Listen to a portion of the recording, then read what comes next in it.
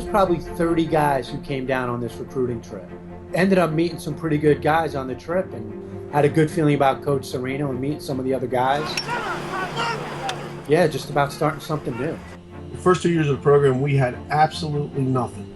And I owe everything to Coach Serino, because he would pull all our meal money together, make sure that we had a nice meal after the game. He did everything in his power to make us a formidable team. It was certainly a kind of new frontier. We were a bunch of young guys who weren't really sure what we were doing. Young group of friends and staff working together, a president who allowed us to work hard. The game was growing nationally. We didn't realize we were caught in this perfect storm of growth all at the same time.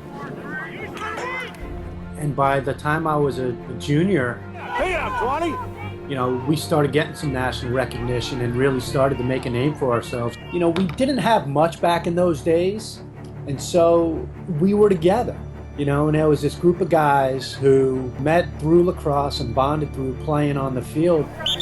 You know, had to prove ourselves a little bit, not only on the field, but also as a group of individuals and a team. We were definitely being tested.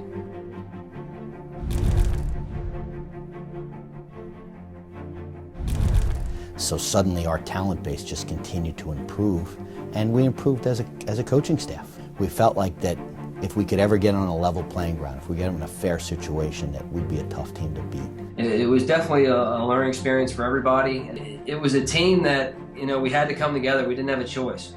I think we never lost that feeling kind of going to the championship, that we were going to fight for each other and we were going to fight for the college, and let's remember the neighborhood. Let's remember where we came from and where we've been, and fight hard for those guys.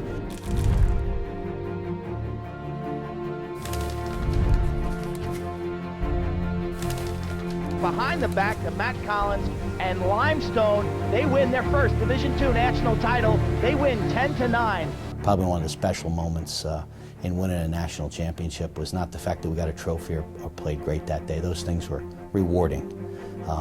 But you'd worked so hard for those things. I don't want to say they were expected, but you figure you put in the effort, you're going to get those things. But coming over the hill and seeing everyone at the tailgate, watching them enjoying each other, watching them part of such a Memorial Day championship weekend, realizing everybody's life was just a little bit better. They walked a little bit taller that day. That's a memory that's going to stick with me. It was just a great experience, really, being a part of the national championship team. I was a redshirt freshman. You know, just a memory that'll last forever. It was definitely a learning experience for everybody, and then T.W. Johnson came in and really, you know, was able to get 60 guys to buy into his system right away. As soon as he stepped on the campus, you know, you talk about attention to detail, and T.W. Johnson always focused on just doing the little things right.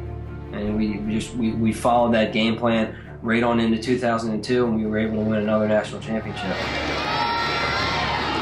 The thing that stands out to me the most about that 2002 team was the leadership from our captains, Nick Carlson, Matt Malloy, and Jeff Viskovich. You know, it's easy to follow. When your best players are also your captains, they're easy guys. They're easy guys to follow. The team motto that year for the 02 team was, "It doesn't matter who scores as long as Limestone scores." I didn't understand the relationships we'd developed. I didn't understand the importance of those relationships. I'm honored and blessed after all these years that that's what's left. The wins and losses all kind of roll into each other. That's not what brings us together. It's that feeling of togetherness, that feeling of the bond and building something, and I think that's where the passion is. The first thing I did is I tried to learn as much as I could about the tradition and the history of the program. It was tough, but it was a good tough. You know, I mean, he certainly instilled a culture, and you know, the other assistant coaches. So I really tried to dig in and find out what made up the program and who the people were. And one of the things that I heard was that Coach Serino, when he returned, his thing was restore the order. That was kind of their motto, and he had done that. You know, they were playing in the semifinals, and they were contending for national championships. Together is a very powerful word in that program, and it's gone from coach to coach, but they truly believe it, and different things have kind of become the symbol of it now. But I think the key to building this program wasn't just to get them to care about each other, but was to get them to care about Limestone College and the community around it.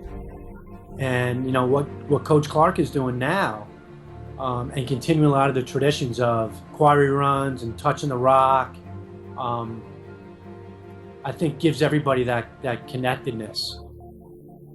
And that just kind of translated to them embracing adversity in different situations, whether it be being in a tight game or being on a bus that doesn't have air conditioning or a bus breaks down.